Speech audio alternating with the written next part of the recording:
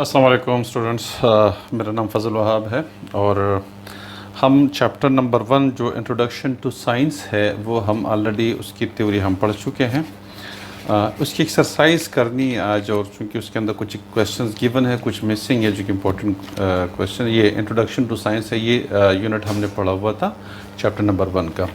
और उसके क्वेश्चंस हैं, जैसे पहला जो क्वेश्चन है, differentiate between science and technology और रीड एंड राइट। अब तो बहरहाल इसकी तो ज़रूरत नहीं है। तो ये कुछ क्वेश्चंस हैं जो कि, और कुछ क्वेश्चन इसमें मिसिंग है। मतलब ये कि ये जो एक्सरसाइज हैं इसके अंदर ये जो क्वेश्चन आपको नज़र आ रहे हैं यहाँ से लेके यहाँ तक, तो इसके अंदर काफ़ी सारे क्वेश्चन ऐसे मिसिंग है। अगर बच्चे सिर्फ इन्हीं क्वेश्चन को याद करेंगे तो बहुत सारे इंपॉर्टेंट क्वेश्चन उसके अंदर मिस हो जाएंगे। बहरहाल मेरा तो जो सजेशन है वो ये है, आप स्कूल की क्लासेस आप ऑलरेडी ले रहे हैं, जो ऑनलाइन क्लासेस है, तो उसमें आई एम श्योर कि उन्होंने बहुत अच्छी तरीके से कराया हुआ होगा, समझाया हुआ होगा। लेकिन मैंने अपनी तरफ से अपने बच्चे को इसकी तकरीबन इनके जितने क्वेश्चंस बन सकते हैं तो मैंने बना के दिए हैं और उसके आंसर्स भी मैंने लिखवाए हैं। तो मैं just I want to share that with you. ज़ाहिर आपने स्कूल के सिलेबस को फॉलो करना है। स्कूल में जो करवाया गया, टीचर ने जो कराया हुआ है, एक्सरसाइज के जितने पार्ट्स कराए हैं, जितने क्वेश्चंस कराए हैं, तो आपने ज़ाहिर है उसी को फॉलो करना है, just for the sake of knowledge. और अगर हो सकता है कोई चीज़ ऐसी हो बच्चे को फ़ायदा दे रही हो तो मैं आपसे शेयर कर रहा हूँ। बाकी मैं हरगिज़ नहीं करा कि आप मुझे फॉलो करें। इम्पॉर्टेंट ये कि ये एग्ज़ाम आपको जो होगा वो तो जो टीचर ने लिखवाया कॉपी के अंदर, तो ज़ाहिर है उसी से आपका पेपर बनेगा बच्चे का, तो आप उसी को फॉलो करें। लेकिन अगर कोई चीज़ ऐसी है जो मिसिंग है और आप चाहते हैं कि बच्चा उसको पढ़ ले, तो मैं ये कुछ क्वेश्चंस है उसके आंसर्स आपके साथ शेयर कर रहा हूँ। देखिए, सबसे जो पहला जो क्वेश्चन बनना चाहिए कि व्हाट इज़ साइंस, तो ये क्वेश्चन एग्जैक्टली ये पूरा पोर्शन आपके एक्सरसाइज के अंदर मिसिंग है, जो कि साइंस क्या है, ब्रांचेज ऑफ साइंस क्या है, फिर जो साइंटिफिक मेथड है जो कि बहुत इम्पॉर्टेंट है, साइंटिफिक मेथड वो मिसिंग है। ठीक है, ये ऑब्जर्वेशन और कम्युनिकेशन और ये सारी चीज़ें उसके अंदर मिसिंग है। तो जो पहला क्वेश्चन बनना चाहिए वो what is science and write some branches of science. ठीक है, तो ये हम इसको मेंशन करते हैं। तो science is the study of nature, ये साइंस की डेफिनेशन है और ऑलरेडी इसके अंदर यहाँ पे गिवन है। Science is divided into many branches like biology, chemistry, physics, astronomy and geology. ठीक है, पर ये इसका इतना आंसर हो गया। ठीक है, what is science, right some branches of science. तो science is the study of nature, science is divided into many branches like biology, chemistry, physics, geology and astronomy. ठीक है, तो ये क्वेश्चन नंबर 1 का आंसर। आप वीडियो को आप थोड़ा सा स्लो कर दें, या आप उसको स्टॉप कर दें और उसका आंसर क्वेश्चन भी लिख दें, फिर उसका आंसर लिख दें, उसके बाद फिर नया जो क्वेश्चन है उसको आप दोबारा लिख दीजिएगा। क्वेश्चन नंबर 2 लिख दीजिएगा, what are the positive attitudes that are important in the study and practice of science. ठीक है, what are the positive attitudes that are important in the study and practice of science. तो curiosity, perseverance, ये exactly जो की points है मैं आपको इधर दिखा रहा हूँ, आप उसको दिए, इसका पूरा आंसर आ रहा है। Curiosity, perseverance, open mindedness, cooperation, impartiality, healthy scepticism, humility and integrity are some positive attitudes that are important in the study and practice of science. और ये आप पीछे से इधर से उसने पूरा उसका जो खुलासा है, जो समरी है, यहाँ पे उसके की पॉइंट्स के अंदर डाला हुआ है, तो आपका आंसर ये आ जाएगा। क्वेश्चन है what are the positive attitude that are important in the study and practice of science, तो ये पूरा इसका आंसर आ जाएगा। ठीक है, तो ये हमारे पास उसका दूसरा क्वेश्चन आ रहा है। तीसरा क्वेश्चन अब मेंशन कीजिएगा, ये हमारे पास इसी टॉपिक से जो स्किल्स एंड प्रोसेसेस है, इसमें से मैंने ये क्वेश्चन बनाया हुआ है। थोड़ा सा लेंथी क्वेश्चन है लेकिन बहुत इंपॉर्टेंट है, आपको एक्सरसाइज में ये क्वेश्चन नहीं मिल रहा है। ठीक है, तो इसको मैंने थोड़ा सा मुख्तसर करके इसका आंसर मैंने लिखा हुआ है। क्वेश्चन लिख दीजिएगा, क्वेश्चन नंबर 3 आ जाएगा, describe the following terms. Number 1 observation, number 2 communication, number 3 inferring, number 4 hypothesis. ये चार ऑब्जर्वेशन है, कम्युनिकेशन है, इन्फरिंग है, इन हाइपोथेसिस, जो कि साइंटिफिक मेथड है, बहुत इम्पोर्टेंट है और ये एक्सरसाइज में गिवन नहीं है, तो इसलिए मैंने अपने बच्चे को ज़ाहिर है ये इसके आंसर क्वेश्चंस लिखवाए हैं, क्योंकि बच्चे फिर बुक से याद नहीं करते, बच्चे कॉपी के अंदर जो लिखवाया गया होता है बच्चे अक्सर वही याद करते हैं। तो इसका मतलब ये हुआ कि अगर वो बच्चा कॉपी को पढ़ेगा, उसमें वो क्वेश्चंस ही नहीं होंगे तो वो बिल्कुल मिस कर देगा, इंपॉर्टेंट पार्ट को उस चैप्टर का वो मिस कर देगा। तो इसलिए मैंने उसके अंदर ये क्वेश्चन डाले हुए जो कि एक्सरसाइज के अंदर नहीं है, ठीक है। तो क्वेश्चन है ऑब्जर्वेशन, सबसे क्या, describe the following terms. Number 1 observation, number 2 communication, number 3 inferring, number 4 hypothesis. तो सबसे पहले observation. Observation are made by scientists through their senses and instruments like thermometer, microscope and telescope etc. ठीक है, observation scientist बनाते हैं, observation करते हैं अपने सेंसरी ऑर्गन्स के ज़रिए, ठीक है, और कुछ इक्विपमेंट्स यूज़ करते हैं जैसे थर्मामीटर है, माइक्रोस्कोप, टेलीस्कोप वगैरह, इनसे ऑब्जर्वेशन करते हैं, चीज़ों को देखते हैं, ठीक है। तो again observation are made by scientists through their sensory organs, या through their senses भी लिख सकते हैं, an instrument like thermometer, microscope and telescope etc.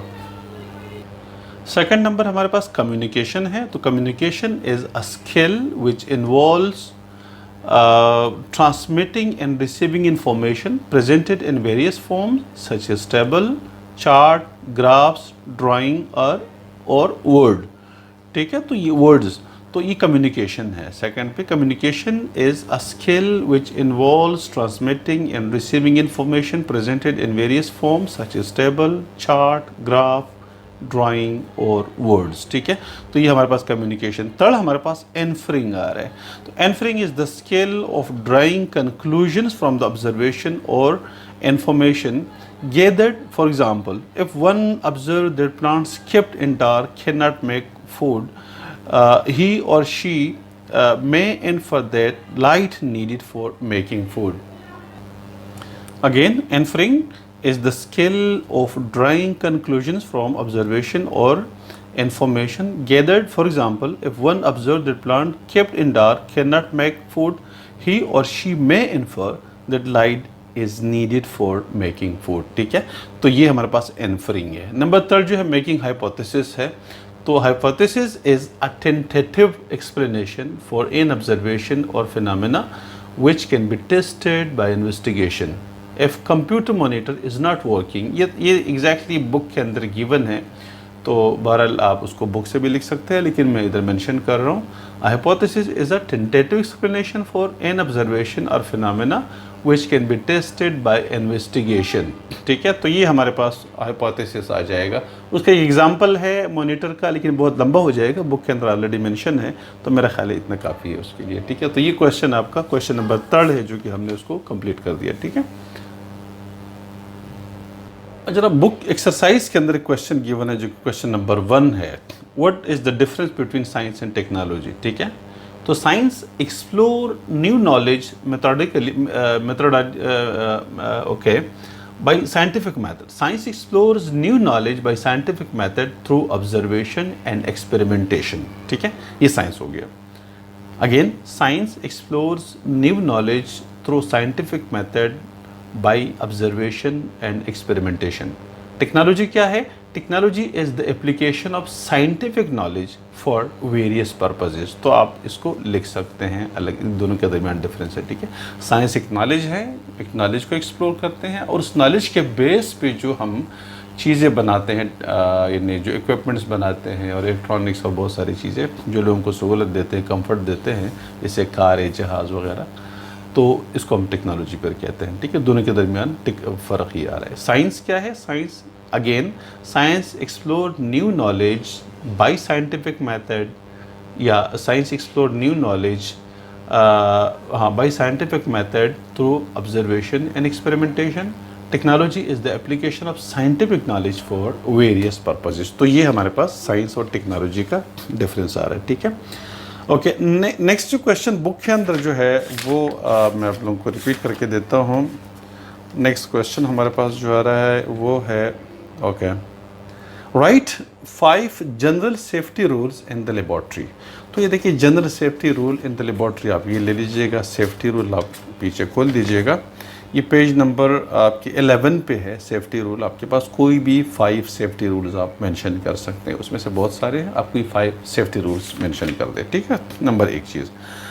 इसका जो अगला क्वेश्चन है, इसी क्वेश्चन का नेक्स्ट पार्ट है जो कि आपने करना है, और आई एम श्योर ये ज़ाहिर है सारी चीज़ें आपको स्कूल में, बच्चे को स्कूल में भी कराया हुआ होगा, मतलब ऑनलाइन क्लासेस में, लेकिन ज़ाहिर है मैं चाह रहा हूँ कि मैं भी मेंशन कर दूँ इसको। ओके, अगला जो क्वेश्चन है इसी का जो सेकंड पार्ट है, 3 safety rules when handling chemicals. तो केमिकल्स को हैंडल्स करने के लिए आपने 3 सेफ्टी रूल्स बताने। तो अगेन उसी पेज पे अगर आप देख लेंगे तो ये आपके पास आ जाएगा। ओके, कि to avoid contamination do not pour any unused chemical back into its container. एक आपके पास केमिकल का एक रोल आ गया। Don't taste any chemical unless otherwise instructed by your teacher. तो ये भी आपके पास एक केमिकल से रिलेटेड एक आ गया। और एक ये वाला, handle all operators and chemicals carefully and correctly, always check the label on the container before using the substance it contains. तो ये 1, 2, 3 ये 3 केमिकल से रिलेटेड जो सेफ्टी रूल्स हैं आप उसको मेंशन कर सकते हैं पार्ट बी के लिए।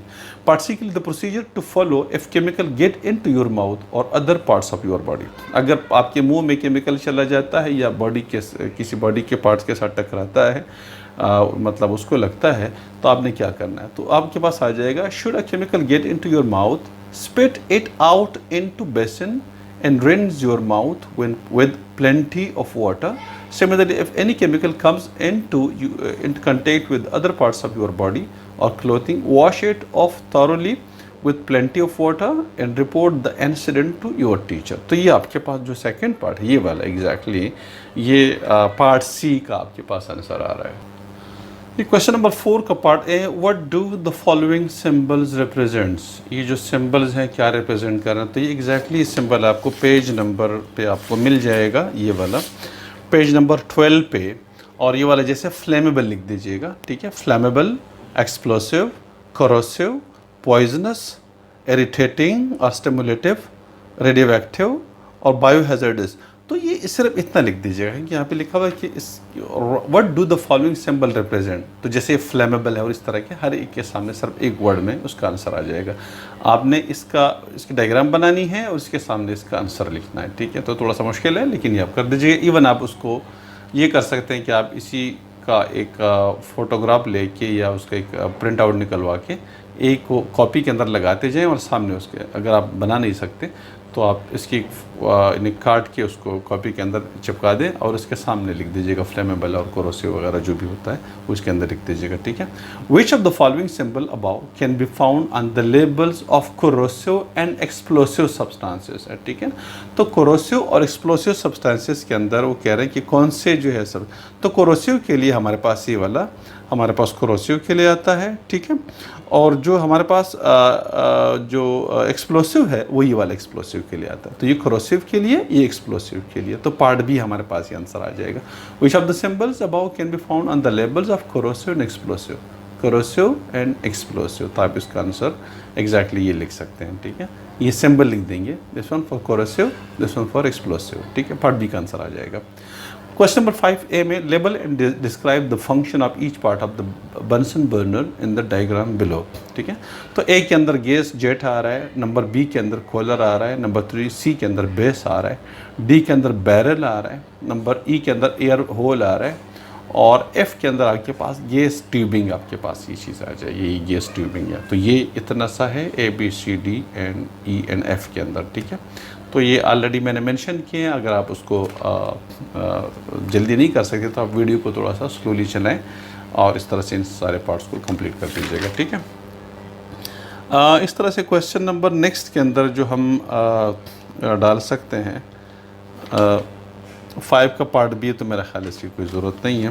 Question number 6, draw science diagram for the following laboratory operators हैं। तो कहते हैं कि बीकर कप डायग्राम बना लीजिएगा, ट्राइपॉड स्टैंड का डायग्राम बना लीजिए, टेस्ट ट्यूब का, मेजरिंग सिलेंडर का, ऑपरेटिंग डिश का। तो ये पीछे उसके डायग्राम गिवन है, आप उसको बना सकते हैं, कोई इसमें प्रॉब्लम नहीं है, ठीक है। Ali was asked to heat some alcohol in a test tube. Write down 2 precautions he should take when heating the alcohol and explain briefly why these precautions should be taken. ठीक है, alcohol को वो heat कर रहा है, तो जब वो अल्कोहल को हीट कर रहा होता है तो उसे 2 प्रिकॉशंस आपने बताने हैं। ठीक है, कि 2 प्रिकॉशंस कौन से हैं। तो ये अगर आप उसको किसी चीज़ को हीट कर रहे होते हैं तो इसके लिए यहाँ पे प्रिकॉशनरी मेजर के अंदर यहाँ पे गिवन होता है, आई एम श्योर ये आपके पास जो है सेफ्टी रूल आपके पास आ रहे होते हैं। वो कहते हैं कि ओके, सबसे पहले क्या करना है कि put flammable substances away from a naked flame. ठीक है, तो जो फ्लेमेबल सब्सटेंसेस है उसको नेक्ड फ्लेम से आपने दूर करना है। एक चीज़ तो, when you are heating chemical in a test tube, point the mouth of the test tube away from yourself और योर फ्रेंड्स। नंबर 1 चीज़, जब आप किसी टेस्ट ट्यूब के अंदर किसी केमिकल को हीट कर रहे होते हैं तो उसका जो मुंह होता है टेस्ट ट्यूब का, वो आप थोड़ा सा दूर रखिए, अपने से भी और दोस्तों से भी दूर रख दीजिएगा। ठीक है, और put flammable substances away from a naked flame, नहीं बल्कि ये तो उसके अंदर नहीं आएगा। जब आप उसको हीट कर रहे होते हैं तो उसके लिए सेकंड जो होगा वो वेयर गूगल्स व्हेन मिक्सिंग और हीटिंग केमिकल्स। तो ये 2 कर लीजिएगा, वेयर गूगल्स व्हेन मिक्सिंग और heating chemicals, number 1। Number 2, when you are heating chemicals in a test tube, point the mouth of the test tube away from yourself और your friends. तो ये आपके पास उसके 2 सेफ्टी रूल आपके पास आ जाएंगे। ठीक है, give an examples of each to show the benefits, abuse and limitation of science and technology. Abuse के, बेनिफिट्स के और अब्यूज़ के और लिमिटेशन का एक एग्जाम्पल आप दे सकते हैं। ठीक है, तो बेनिफिट्स आप इंटरनेट आप दे सकते हैं, वैसे पीछे ऑलरेडी बुक के अंदर गिवन है। तो बेनिफिट्स में इंटरनेट आ सकता है, उसके साथ बेतहाशा कार आ सकती हैं। बेनिफिट्स के बेतहाशा इंटरनेट हम यूज़ करते हैं, मोबाइल यूज़ करते हैं, टेक्नोलॉजी वगैरह यूज़ करते हैं, जहाज़ यूज़ करते हैं, कार यूज़ करते हैं, बहुत सारी चीज़ें। ठीक है, अब्यूज़ के अंदर जैसे एटॉमिक बम होता है जो कि लोगों को कत्ल करने के लिए इस्तेमाल होता है, तो ये उसके अब्यूज़ हैं। अर्थक्वेक्स को रोक नहीं सकता, लिमिटेशन उसकी टेक्नोलॉजी की है कि आप उसको साइंस की और टेक्नोलॉजी दोनों की, कि आप उसके ज़रिए जो कुदरती आफात होते हैं आप उसको रोक नहीं सकते। उसकी पेशगी आप ख़बर दे सकते हैं लेकिन रोक नहीं सकते। तो इनके पीछे जो है आप उसके अंदर लिमिटेशन के अंदर आप उसको कर सकते हैं। 1 मिनट, ओके, एग्ज़ाम्पल के तौर पे मैंने ऑलरेडी मेंशन किए हैं, लेकिन बेनिफिट्स में for example from the example of electricity we can see that science and technology have brought great benefits to mankind. तो एक तो बेनिफिट आपके पास एग्जैक्टली आप लिख सकते हैं बेनिफिट के लिए। ठीक है, science and technology enable us to grow more food, उसको छोड़ ले बाकी बहुत सारे आ जाएंगे, तो इसमें से कोई एक लिख दें। For example electricity we can see that science and technology have brought great benefits to mankind. Number 1 electricity का आपने एग्जांपल दे दिया। अब्यूज़ की आपने दे दिया, okay, it can bring about negative effects as well. The generation of electricity using fossil fuels, for example, can lead to pollution which causes harm to human being. अच्छा, इसको ना दें क्योंकि आपने बेनिफिट्स में लाइट दी हुई है, तो उसकी जगह दूसरा कोई कर दे, एटॉमिक बम का कर लीजिएगा। ठीक है, इसमें जैसे आप an example of abuse is the invention and use of deadly weapon which are harmful to us and environment. तो आप इतना ही एग्जाम्पल दे सकते हैं। ठीक है, अब्यूज़ एंड उसके लिए। और लिमिटेशन के लिए क्या कर सकते हैं कि they cannot use to find an answer to all our question to solve the problem. We can use science and technology to reduce the damage caused by natural disasters such as earthquake and hurricanes, but we cannot prevent them from happening. तो आप इसको इतना एक example आप उसके अंदर दे सकते हैं, बिल्कुल सिंपल है, कोई मुश्किल नहीं है। आई एम श्योर कि ऑलरेडी स्कूल वालों ने भी ऑनलाइन कराया हुआ होगा। तो ये एक्सरसाइज थी हमारी जो कि चैप्टर नंबर 1 की थी, जो कि हमारी कंप्लीट हो गई है।